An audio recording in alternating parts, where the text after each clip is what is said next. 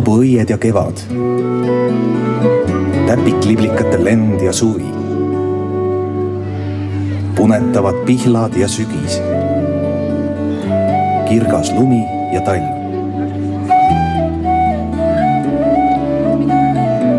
Meil on see kõik olemas. Eesti asub erakordsel laiuskraadil. Kui järele mõelda, siis leidub meil isegi rohkem aastaaegu kui 4. Tegelikkuses on nii palju aastaaegu, kui vaadata oskad. Vaatama ei pea kindlas järjekorras. Pilguheit võib hüpata raheteralt poriloiku.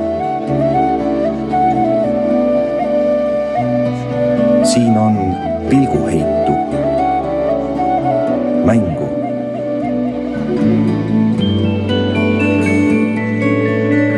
Hetke.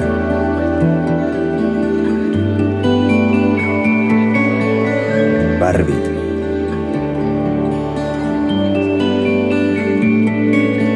Lõhnad.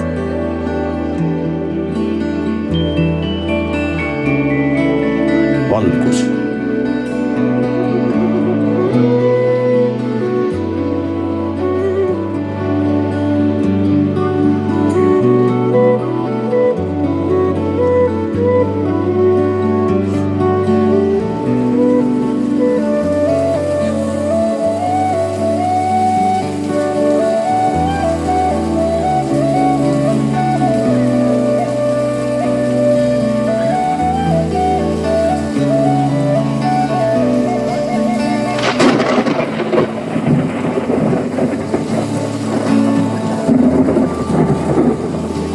Torm novembri lõpus ja detsembri alguses tekitab hinges segadust. Jõulud peaksid tulema valges lumemantlis, aga tulevad järjest sagedamini mustas vihmakuues. Unistus puhtast lumest kriibib detsembrikuus hinge. Mererannas, kus detsembris võiks olla juba rahulik jääväli, tormlevad lained. Lained viskavad randa kive. Kui hoolega otsida, leiab nende seast mõne auguga kivi. Kui vaadata läbi auguga kivi merele ja midagi soovida, siis see soov täitub.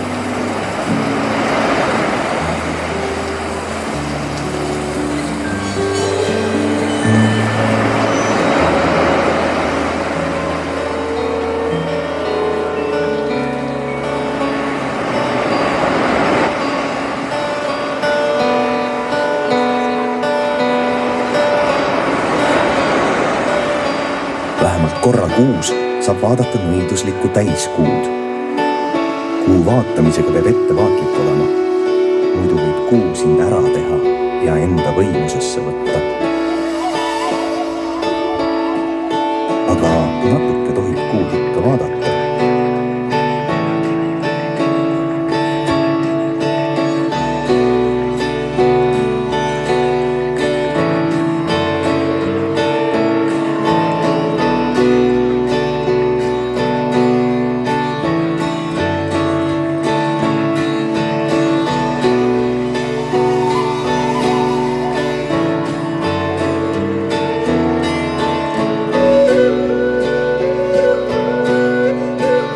Tead, et kuu peal elab jänes. Jänese viis kuu peale kuu vanamees, sest ta pidas jänest lahkeimaks kõigist loomadest maa peal. Kui kiigata detsembri üles särava täiskuu poole, siis näedki teda.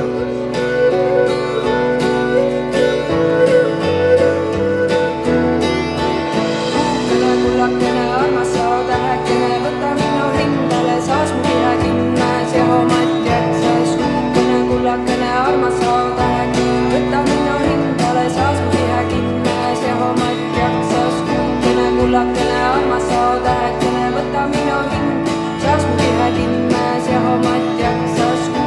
Kullakene armas saadähekene, võta minu hindale, saas mu kihe kinnes ja homad jaksas.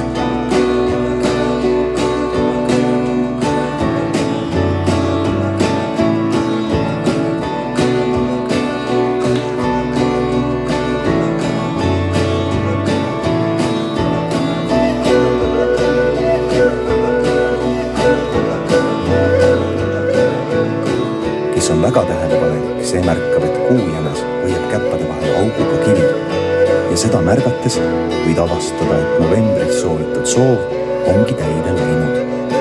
Maa on puhas ja valge. Jõulusära peegeldab lumelt vastu.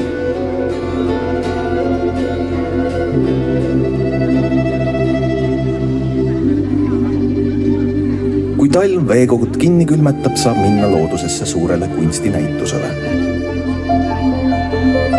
Pildid sel näitusel on abstraktsed ehk mõttelised. Neid tuleb vaikuses vaadata. Neile ise tähendusi otsida.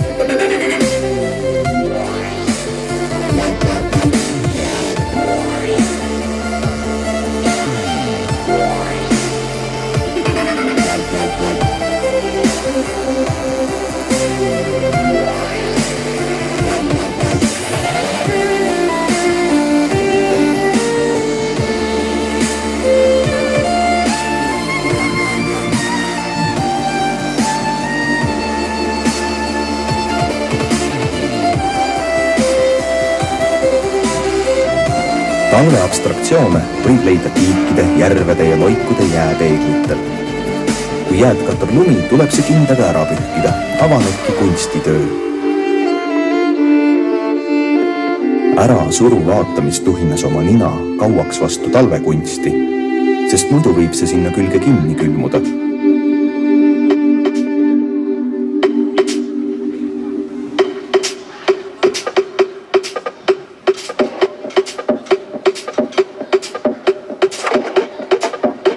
Kotkad ei vaja teineteisega suhtlemiseks mobiiltelefone. Kotkad oskavad ilma häält tegemata teineteisele kilomeetrite kaugusele sõnumeid saata. Tule siia! Lendab ühest männiladvast üle raba teise männilatva välgukiirusel kotkaste teade. Lendab viisil, mis inimestele siiani saladuseks.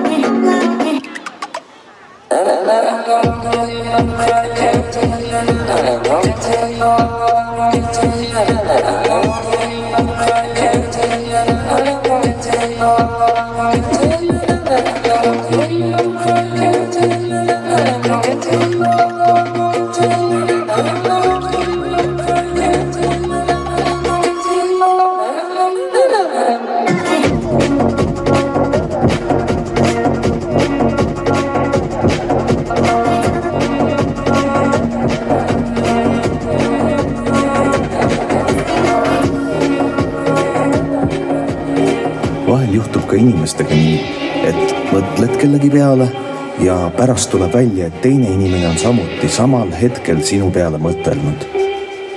Sina seisad mererannas ja vaatad ühte tähte taevavõlvil. Tema seisab samal ajal mäeveerul ja vaatab sama tähte. Pilgud saavad tähe peal kokku.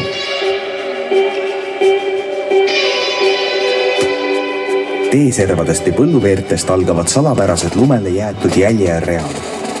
Need kuuluvad pusadele. Võib rahus neid jälgi mööda minna ja vaadata, mida pusad teinud on. Ega pusad pahanda, kui mööda nende jälgi käia. Nemad teevad juba kuskil uusi jälgi. Jäljed võivad jutustada, kas pusa on olnud üksi või on pusasid olnud 12. Ja sedagi, kas pusad on jooksnud, kõndinud või teinud jõusaali värki.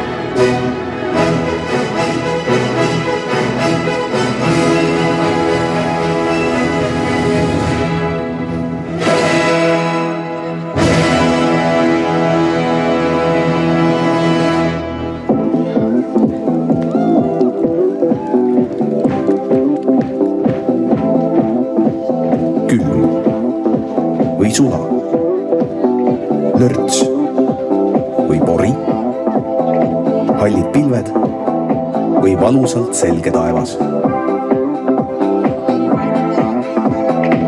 Kes võiks arvata, et kuskil selles kõiges võib peidus olla üks trallalla.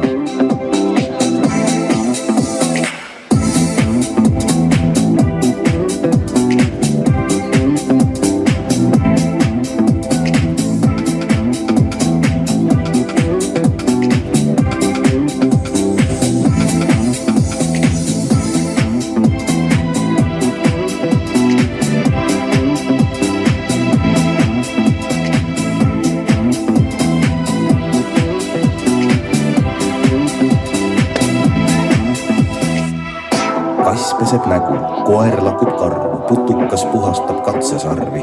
Oma tajumise ja äratundmise tundlad tuleb puhtad hoida. Uks enese sisse tuleb lahti teha, et rallalla tulla saaks.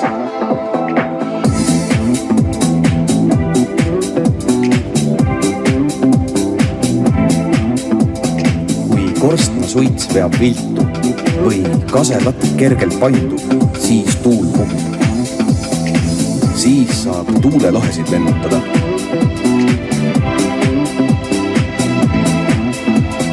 Ära õitsenud võilile nutt käes, astu kõrgema koha peale ja puhu võilile nutti. Terve parv tuulelohesid. Võilile seemneid kandvad võilile tuulelohed ei pöördu iial tagasi. Neil pole nööre küljes, et neid tagasi tõmmata. Polegi vaja, neil on oma tee minna. Augustikuus tuleb hernehirmutistel asuda eesliinile, kaitsta marjapõõsaid lindude ja kartulipõlde metssigade eest. Üks lõputu seismine ja passimise töö. Ehk vajab hernehirmutis pisut puhkus. Järsku soovib hernehirmutis minna herneid sööma. Kui mahti, heida õlgadele tema auväärne kuu ja anna hernehirmutisele puhkust.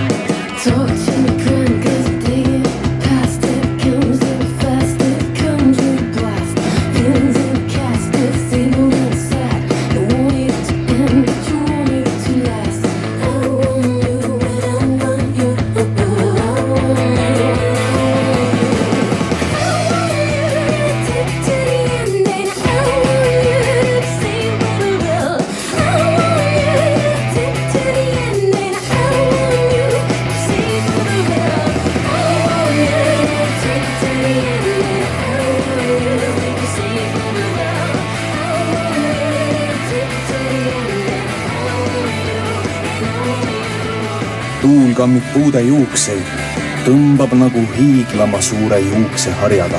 Puud jäävad selle sugemisega kevadeni lehtedeta. Nüüd saab mängida lehepüüdmismängu.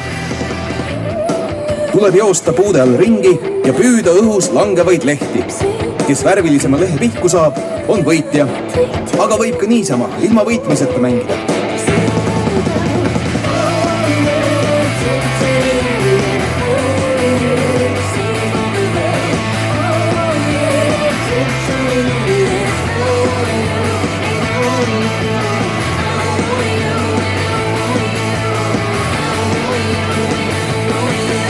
Poriloigu tantse tantsime pika säärega kummikutes. Kui mõne tantsija kummikud on madala säärega, tuleb tantsuks valida madalam loik. Poriloigu tantsude tuntumad sammud on sumpamine, pritsimine,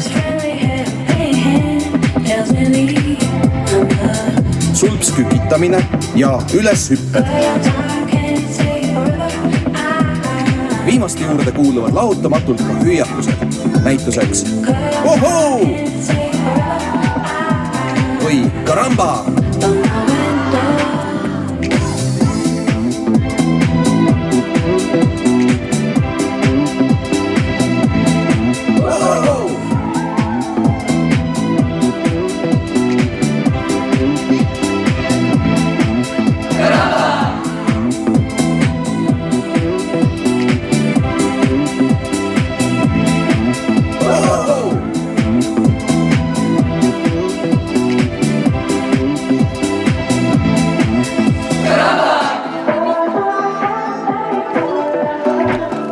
tantsude lõpul kallame säärikud kuivaks ja paneme nad ahju äärde kuivama.